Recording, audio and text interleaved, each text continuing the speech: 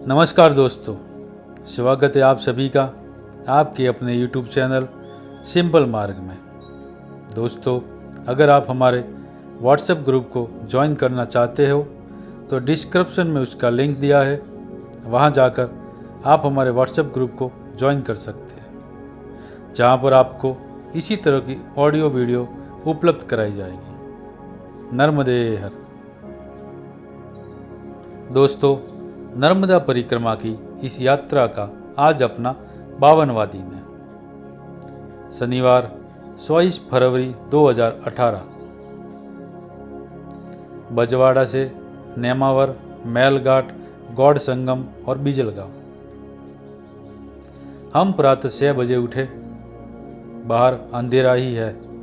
हमने पानी लेकर आश्रम के सामने की सड़क पर खुले में ही स्नान किया और फिर नित्य की पूजा की। इसके बाद आश्रम में स्थित सभी मंदिरों के दर्शन किए।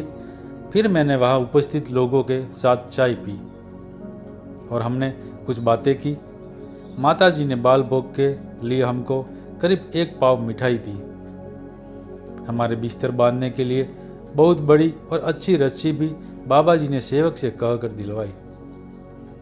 इन दोनों पति पत्नी ने हम पर पुत्रवत स्नेह किया और आत्मीयता का वर्षाव किया। बाबा जी ने अपने पहले के 2 कुर्ते भी हम दोनों को एक एक दिए, जिसे उन्होंने उनके सामने ही ट्रायल करवाए कि वो देख सके कि हम उन कुर्तों में कैसे दिखेंगे। हमने भी वो रख लिए, पर वो रंगीन हैं तो हम उनका परिक्रमा के दौरान उपयोग नहीं कर सकते। उन्होंने हमें परिक्रमा के बाद भी आने और उन लोगों को याद रखने हेतु बहुत आग्रह किया। इसके बाद भारी मन से हमने उनसे आगे बढ़ने की अनुमति ली और सुबह 7:30 पर नेमावर के लिए प्रस्थान किया। चलते हुए करीब 8:10 पर श्री प्रकाश चंद्र मिश्रा जी ने हमें उनके घर सुबह की चाय और बाल भोग हेतु आमंत्रित किया।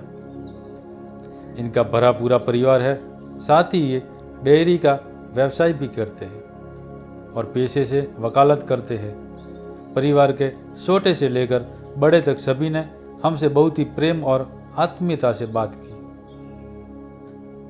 रवि जी भी वकालत के पेशे में हैं, ये जानकर उन्हें भी आनंद हुआ। बच्चों को स्कूल भेजने के बाद घर की माता जी ने हम लोगों को गर्मा गर्म दलिया का उपमा खिलाया और मैंने चाय पी। उन सभी को नर्मदे हर करके हमने वहाँ से प्रातः 8:45 पर आगे की दिशा में चलना शुरू किया। नेमावर नगर के कुछ पहले हमने वो आश्रम की माताजी के द्वारा दिए हुए पेड़े मिठाई खाई। इतनी सब परिक्रमा पूर्ण करके हम मैया के नाभि क्षेत्र तक आ गए। शायद मैया ने कौतुक स्वरूप हमें वो मिठाई खिलवाई है, ऐसा हमने आपस में सोचा। हम सुबह 10:30 बजे नेमावर में दाखिल हुए। नगर बड़ा है, साथ ही धार्मिक दृष्टि से महत्वपूर्ण होने की वजह से आसपास बहुत सी धार्मिक वस्तुओं की दुकानें हैं। हमने भी ऐसी ही एक दुकान से पूजा के लिए घंटी और मां नर्मदा की पीतल की बनी एक बहुत ही सुंदर मूर्ति खरीदी और सिद्धेश्वर मंदिर की दिशा में आगे बढ़े। ये बहुत ही प्राचीन शिव जी का मंदिर है। ये सिद्ध क्षेत्र है, जो कि इनके नाम से भी इंगित होता ही है। नेमावर का यह स्थान मां नर्मदा का नाभि क्षेत्र माना जाता है, जो सामने के तट से कुछ पास है। कहते हैं नाविक भक्तों को नाव से मैया के प्रवाह के बीच की चट्टानों पर ले जाते हैं, जहां मनुष्य की नाभि की ही भांति की आकृति वहां देखने को मिलती है। पर यह तभी संभव है जब मैया में जल कम हो। हम अभी उत्तर तट पर है और सामने के तट पर पहुंचने में अभी बहुत समय है। वैसे भी हम मैया के प्रवाह में कमर से अधिक पानी में जा नहीं सकते हैं, क्योंकि ये परिक्रमावासी के लिए प्रतिबंधित है। अतः उस नाभि का दर्शन भविष्य में कभी संभव हुआ तो हम कर पाएंगे। श्री सिद्धनाथ भगवान के दर्शन के बाद हम लोग घाट पर आ गए। यहाँ के घाट भी पक्के हैं, पर पानी बहुत रुका हुआ और गंदा है। नौकाएं वह तरीके खड़ी है जिनसे अव्यवस्था ही अधिक है। हमने थोड़ा साफ किनारा देख वहाँ एक एक कर स्नान किया और फिर पास ही पेड़ों के पत्तों से ढककर बनाए हुए मंडप में आकर थोड़ी जगह पूजा के लिए साफ कर बैठ गए। आसपास बहुत से भक्त, पर्यटक और स्थानीय जन भी अपने अपने रुचि अनुरूप कामों में लगे हुए हैं, पर हमें इनमें से किसी से क्या मतलब। हम तो नर्मदा मैया की आराधना में लीन हैं। हमने एक बार पुनः नित्य की उपासना की तथा फिर शांति से मैया के सहस्त्र नाम का वाचन कर फिर आरती की। ये सिद्ध क्षेत्र होने से यह पूजा उपासना अधिक फलदायी है। इसके बाद हम सामान समेत दोपहर 11:40 पर ऊपर आने लगे। इसी समय जब हम पूजा और आरती कर रहे थे, हमारे पास ही कुछ 4-6 कदम की दूरी पर एक व्यक्ति कुछ पान गुटखा खाए हुए खड़ा था तथा हमारी पूजा के बाद ही उसने वो पान की पीक भी वही हमसे 4-5 कदम दूरी पर थूक दी। उसके इस व्यवहार का हमें बहुत बुरा लगा, पर हमने उनसे कुछ कहा नहीं, क्योंकि हमारी पूजा होने के बाद हम सब सामान समेट ही चुके थे। तो हमारे ऊपर आते ये व्यक्ति भी हमारे साथ ऊपर आए और हमसे बातें करने लगे।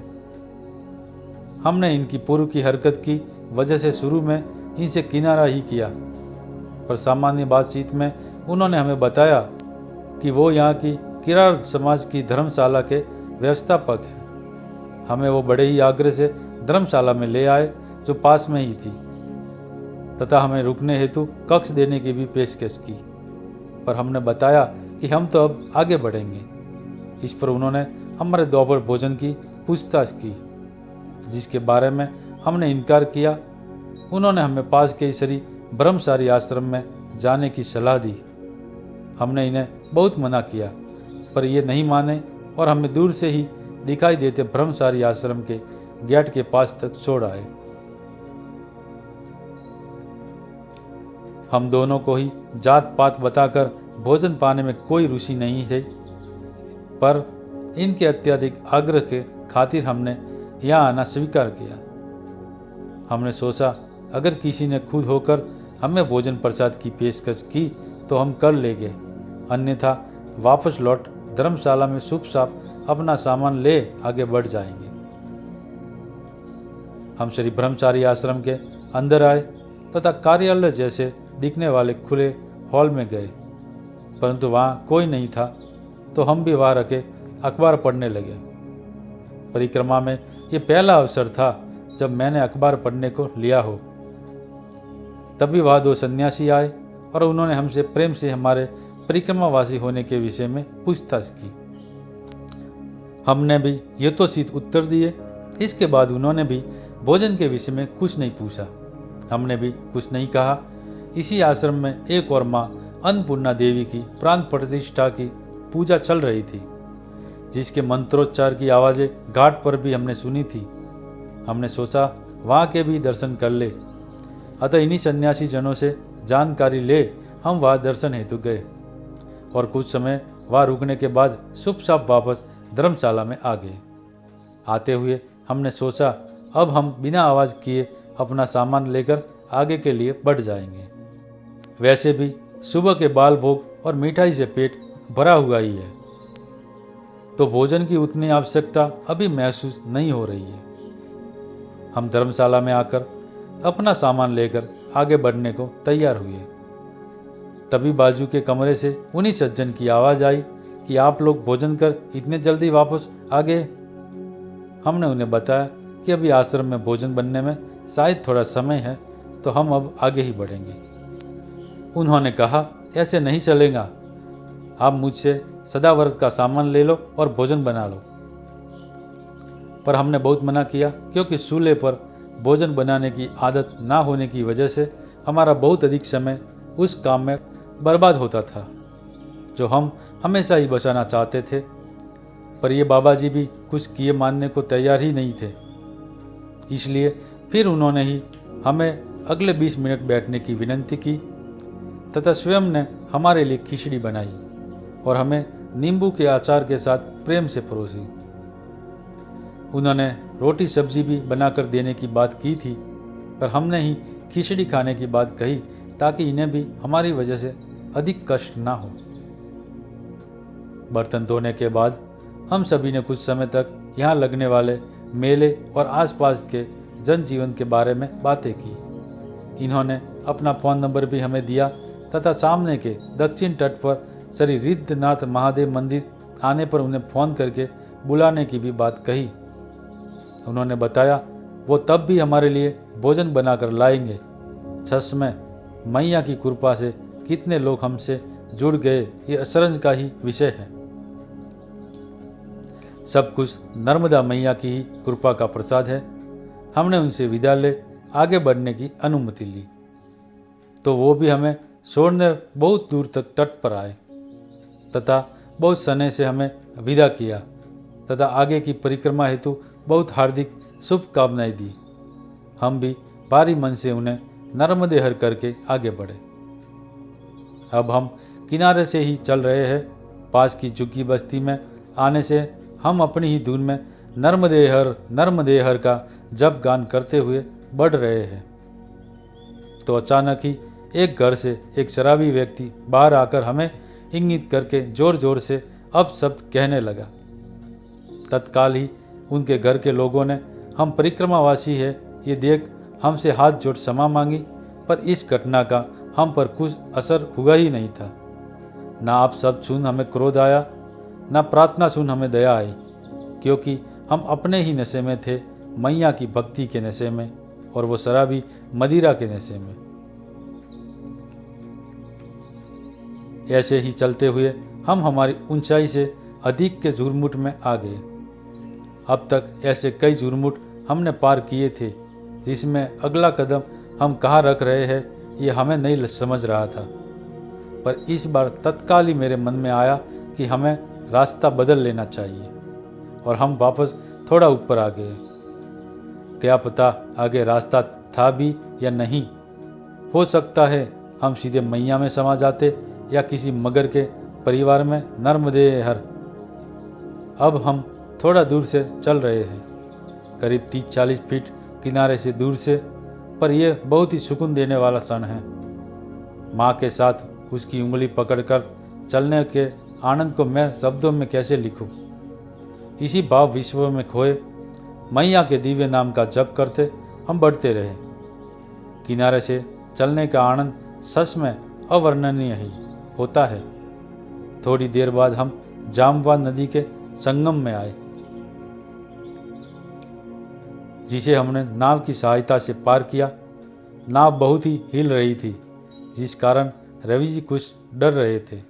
मैं भी डर रहा था, पर ऊपर से प्रकट नहीं होने दे रहा था, क्योंकि यहाँ जामवान नदी में पानी बहुत गहरा था और हमें पाल लगाने वाले नाविक की आयु भी महज 5-7 वर्ष, इसलिए हम अधिक भयभीत थे, क्योंकि उसके हर चप्पू से नाव पूरी तरह डोल रही थी। नदी पार होने पर हमने उस बालक को 20 रुपये उतराई के दिए और नर्मदे हर करके आगे बढ़े। शायद हम आज शाम को बिजल गांव में रुकेंगे, ऐसा हमने मन में निर्धारित किया है।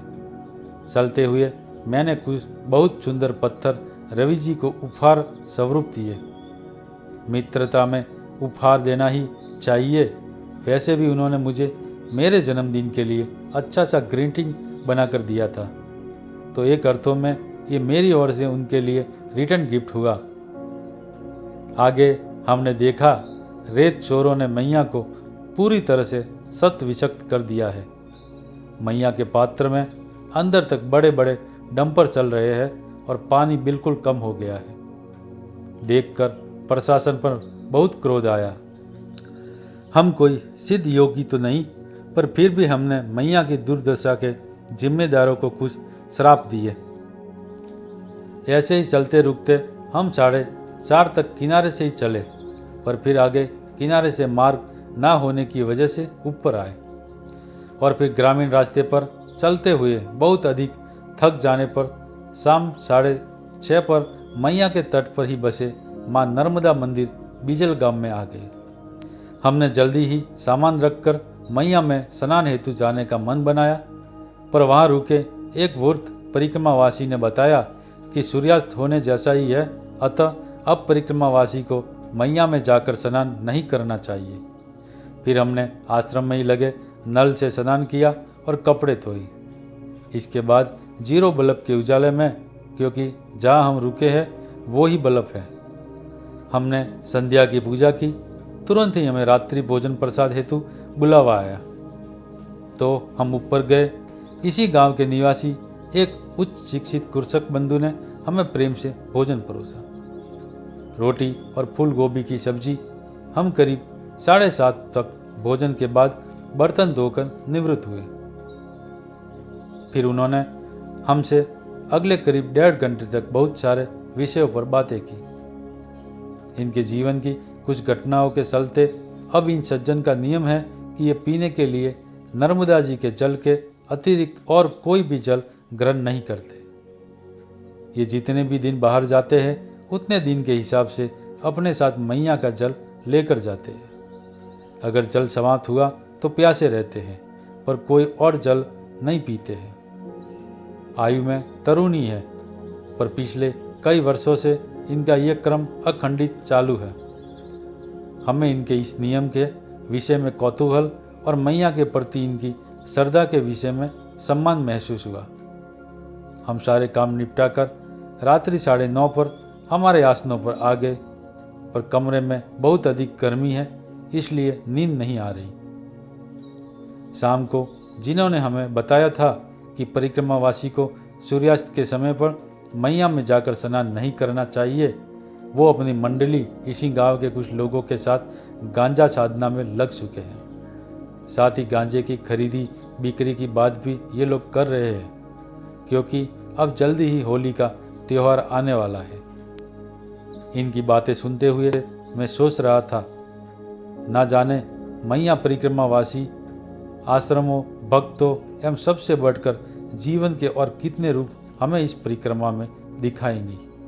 नर्मदे हर। दोस्तों, अगर आपको हमारा वीडियो अच्छा लगा हो तो लाइक करें, शेयर करें, कमेंट करें और हमारे चैनल को सब्सक्राइब जरूर करें। नर्मदे हर।